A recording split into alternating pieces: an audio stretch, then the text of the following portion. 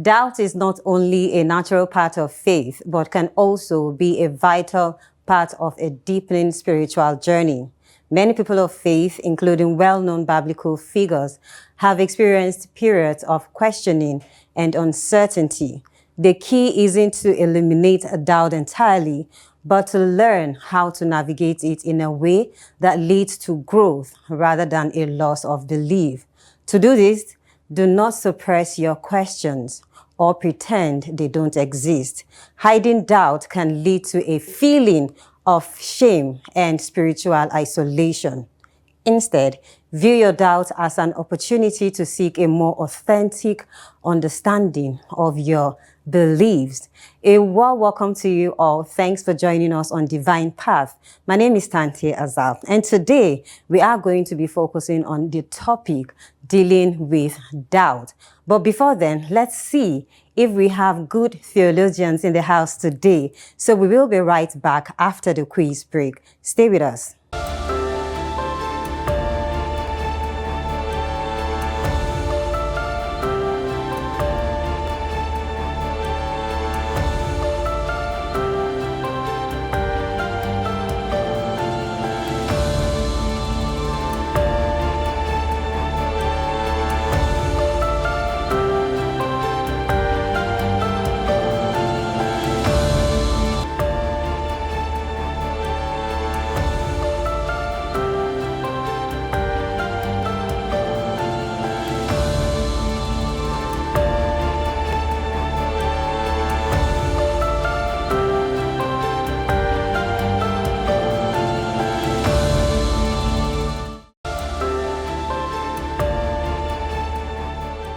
Welcome back from the quiz break. I hope everyone who attempted the questions got them right. Well, we'll see how that goes.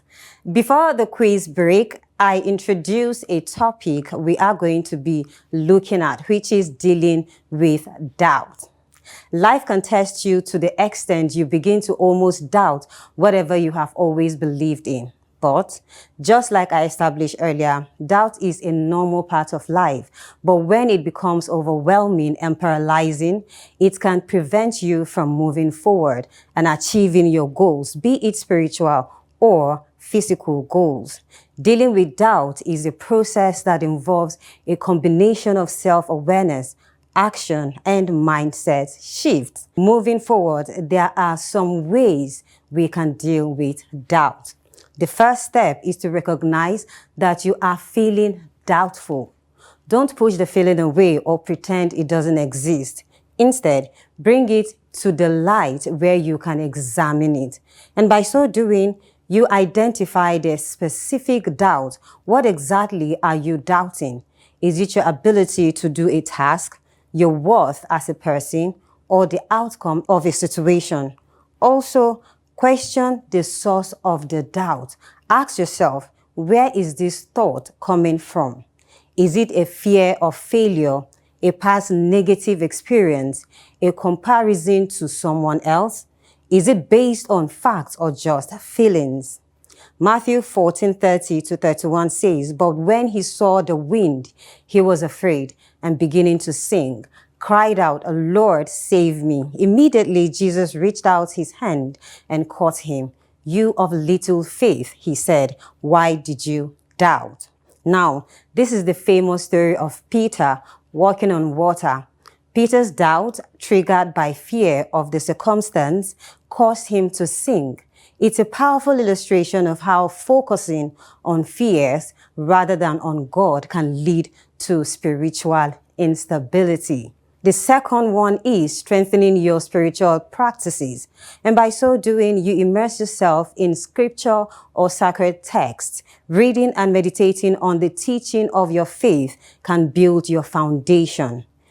Second one is pray or meditate. When you are filled with doubt, you may not know what to say. It's helpful to be honest in your prayers, even if it's simply, crying out. A lot of times things will happen to you and you would not know what to do, but just to sit down and cry and let God really know that this is what you are going through. And then another one is practicing gratitude. And this is personal for me, and I'm sure it should be personal for you as a believer. Counting your blessings and focusing on the good things in your life can be a powerful antidote to doubt. It shifts your focus from what is lacking to what you have, reminding you of God's presence and provision. Another thing is to change your perspective. And by so doing, is to focus on God's character, not your circumstances. It's easy to get overwhelmed by the challenges and negativity around you. But if you focus on God, if you focus on who Jesus is to you, you are going to excel. You are going to come out strongly. The story of Peter walking on water is a powerful metaphor for this. He was able to walk on the water as long as he kept his eyes on Jesus. But when he looked at the wind and then the waves, he began to sink. Remember God's faithfulness. Recall times in your life or in the history of your faith when you have seen evidence of God's goodness and help. This can serve as a reminder that God has a track record of being trustworthy. And the last one is building a supportive environment. The people and things you surround yourself with can either fuel your doubt or help you overcome it. Limit comparisons. A lot of people compare themselves or their situations to other people's situations, and it frustrates them. They start thinking, is God here for me? Does he listen to me? Does he love me? Or is he loving other Christians more than the way he loves me? But it's not like that. Don't compare yourself to anyone. Don't compare your situation to anybody's situation. A lot of people have gone through a lot, and probably that is their own time of, the glorious time in their life. So wait for your own time and God is going to do it for you. Okay, so don't deal with it alone. That is another thing again. Don't deal with your doubt alone. A lot of people who are going through a lot, came out of it because they had a community of people where they shared their struggles with a trusted spiritual leader, mentor, or a supportive community. Being vulnerable with others can help you realize that you are not the only one who experiences doubt. Even though a lot of people think that they don't want to carry their burdens or their problems, sharing it with other people because they might probably laugh at them or judge them wrongly. But no, when you have the spirit of discernment, when after you have prayed and God has led you, then you would know exactly the people you are going to meet and then the people who you should share your problems on or with. And on that note, without wasting much of our time, we will be bringing you the conversation with Reverend Gideon Bake, where he talked to us on the role of faith, especially when dealing with doubt. Today on Deep Perspective, we have Reverend Gideon Bake, who is going to be talking to us on the role of faith, especially when dealing with doubt. You're welcome, sir. Thank you, Middle. Well said. All right, Pastor, we want to do straight. Just as I've said, the role of faith when dealing the doubt. So what can you say about that? Thank you very much. First of all, again, to tell us what faith is all about. Faith, literally, I will define faith as having complete confidence or trust in someone or something.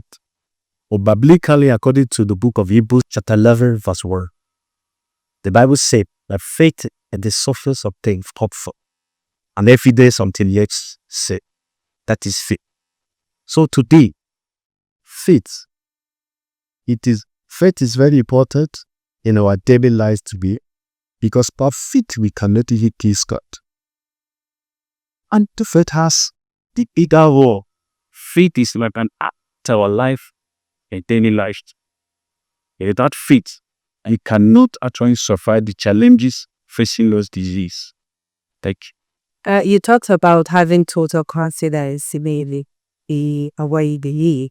There are a lot of people who have had confidence in what they believe, and then he got to a time that they were doubting if truly what they believe is solid for them. So, what do you have to say to people who are going through this stage of their lives? Actually, we're living in the world of uncertainty, world full of challenges, financial challenges, health challenges, or simple. There are people today, but even with faith, because the Bible says that even though our faith is as little as mustard seed, we can command a thing and to come to pass. So there are people just like you have said that are living today, living it little faith they have, because of that element of doubt in there, they shiver. So we advise those people to have a fellowship with those that are deeply rooted in the steadfastness of the Lord. When they have that koinonia together, they have that fellowship together, at least the fellowship they have together with those who are deeply rooted in the Lord may deeply their faith, but which it changes the way this leader, because it says spirit, says when you want to back in an action and there's doubt in your life, honestly speaking, well, only a figure. So doubt is the greatest belly of faith. So we advise those people to mingle in your Lord has fellowship. It gives that to leaders. They urge you to proceed. You take it. All right, you mentioned about having doubt at a fear. This rest submit that says doubt is not the absence of trust, or not the total absence of fear, but it may be the situation that gears you into the deep understanding of your belief. So talking about having doubted faith from you and they so happen nothing next. So I want you to talk about how that works, because others can say mean drama doubters.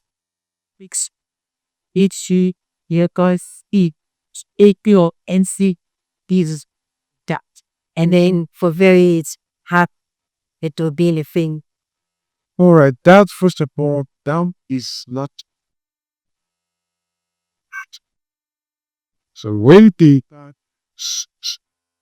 hey, this stops. All I need to do is to lead this because KCP faith.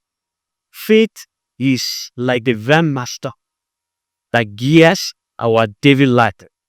Because you cannot even please God or you don't have faith. So you have to let him know that faith is a substance of thing comfort and evidence of thing not see. Yes, you know that you have not seen this. You know that this thing was going to come to manifest. You are not seeking evidential manifestation of something that you believe, you trust that yes, God will do it. So you need to encourage such persons that they need to be build themselves in faith so that whatever you put to do in life, the country, and having that faith will chase away fear. It's like I said, doubt, spirit of doubt is very, very common these days. And the spirit of doubt disallow us to achieve our aim. When we pray. Okay, for the baby Christians, some people are still coming up in the faith. So is there been provision, probably for co-leaders in which these young thirsters can be here come to be mentored, especially when their minds and the ability to fuse the past of days. Is there a provision, a place where these people can actually come to be trained or to be taught on how to have faith even when they are feeling, the symptom, or maybe let me say symptom of doubt in their. Thank you very much. We have what we call spiritual maturity. We're talking about baby Christians or those who are still baby this. We must familiar at fees, but they are not turning TP, they are daring, they teaches feet. So you need to teach them what it's all about. For them to achieve this, number one, it must overcome fear. For you to achieve this, it must be your starter doubt. Because doubt, as I have said earlier, is the greatest enemy of faith. So this kind of will to it brought to the house of the Lord to be taught and to be counseled all about faith. Okay, so what you mean is that they should be in the midst of spiritual community where they can be taught about all these things. So what about the double fear to speak up because they feel they are going to be judged? People have a lot of reasons why they have doubts in their minds. And some people, talking to someone actually, I got to know about this very thing I'm saying. Some people feel they cannot really open up because they feel they are going to be judged because of the mentality they have or because of what they are thinking, or maybe what is making the doubts, have doubts in the first place. So what can you really, how can you convince these people to really come out and to be a part of that community? Because sometimes, to be honest, after opening up, some people, maybe the community of a spiritual community, tend to throw some judgmental words at them. So what would you have to say to them? There's actually in our spiritual communities today, we usually have people that are so naive. So in this case, you need to look to them who that is. Because God is the master of faith. God is the owner of faith. So you let them know the strength in God. Let them know when God is who's our creator is all and all. He created us, He owns us, and He asks us to have faith in Him. So you made them know that our faith is solidly built on God. Because He is the beginning of our faith and the finisher of our faith. Yeah. So this kind individual that are still baby in the Lord, he need to be taught the importance of faith and then how to prove our trust and confidence in the Lord. That God can never fail. You put your trust in God, you rely in God, you have confidence in God. You discover that all you're going to do, definitely you achieve a success. No failing. All right. What are some common things or common situations or circumstances that can really test someone, that the person who start doubting his faith? As the man of God, I'm sure you have had contact in a number of asking some of their situations. They are fighting. So their situations that this takes you that actually can test someone's faith, that definitely will break doubt. So that take advantage. I would use sickness as an example. As someone writer, because if people that are well sick, trades was in some fasting, and at the age of their first break, still supposed 60 da. So at times the doubts doubt their feet. So in a situation whereby there's a challenge before you, and as a child of God, such spiritual, you have done all you needed to do spiritual. You prayed, you fasted, and you eaten half. At times, God permits you, I think, just to have later to take loan for yourself. So not that you don't have faith, but despite your faith, at times God allows some certain things to pass. No matter your prayer, no matter your fasting, God permits you certain things to happen so that He will then blow. So I want to say that not that we don't have faith, know that faith is not working, know that our prayer is not working, but God is God and will remain God, and the kneeler and priesthood God. But despite our faith, at times we may command a thing to happen. You may pray for some certain things to happen, but because He is God and He wants to display His position as God, at times He allows some things to happen. You may pray for the sick may not get well. You may pray for the dead to rise, the dead may not rise. That does not mean you don't have faith. But God wants to show that I am God and there's nothing you can do. Wow. All right. So, and lastly, before the day, what do you have to say to some of these Christians or some of our viewers who are actually watching us and we are trying to understand what faith is all about, or they are trying to keep up, because a lot of things are happening and people are going through a lot, So what do you have to say to these people who are actually watching us now? You need to give them hope even in the midst of that. Thank you very much. Just like as Elliot said, we are living in the world of uncertainty, full of challenges. So, but with faith, you can overcome all this. Faith has a role to play in this our daily life, most especially in the pace of that. So I want to encourage then all our viewers that you must have faith in order for you to succeed in this present time. Look at all sort of things, all these crises that are happening today. Look at the situation in our country in Nigeria. You should have that faith in God that even though people are saying that things are down, things are difficult, your own is to be saying it is well today. No matter the challenges, no matter the difficulties, the Bible says, well, people say there is casting down. I, as a child of God, I will say that there is an upliftment. So no matter the challenges, when you build up faith in God, you not be afraid, because you know that God is your strength. You know that no matter the challenges, no matter the circumstances of this life, that with God, all things are possible. Because in the book of Jeremiah, he says, I am the Lord God of all flesh. Is there anything too hard for me? With God, all things are possible. So people are living, you also live. People are surviving, you also survive. So based on the word of God, when you conspicuously dwell and talk a lot in the word of God, you have no problem, because you know the Lord is on your side. He said, I will fight for you. I will take over your battle, no matter the mountains, the valleys, standing before you. Say, I am there for you, and I will help you. I will lift you by your right hand, and I will direct you.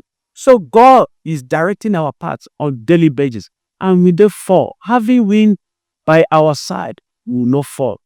Thank you. All right. And that is true. And that is what I'll be taking home from you today. God is on our side, and no matter what keys we are going to come out successfully or gloriously. So we really appreciate your time, as pastor. And I hope all of you have heard that faith actually is a test, but it doesn't mean that. It just means that you are setting yourself up for the better to pour.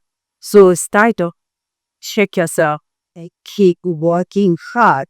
Towards where you begin. Keep believing in what you begin. Don't stop because of your doubts. Don't stop because of a fear. Don't stop because you feel weak in your spirit. Pray to God and God will see you faith. I'll see you next time on Deep Perspective.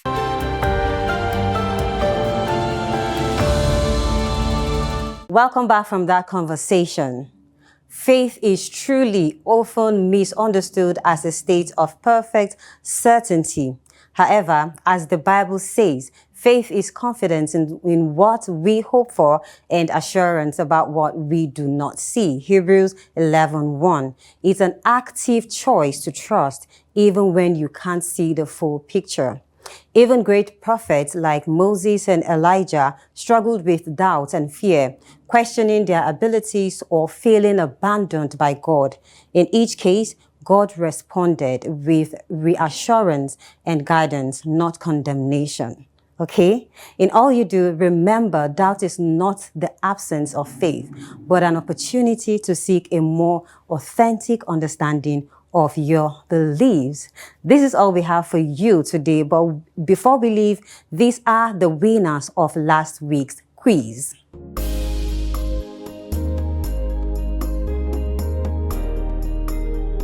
We appreciate your attempt. Thanks for watching. I am Tante Azal, and I will see you next time. Remain blessed.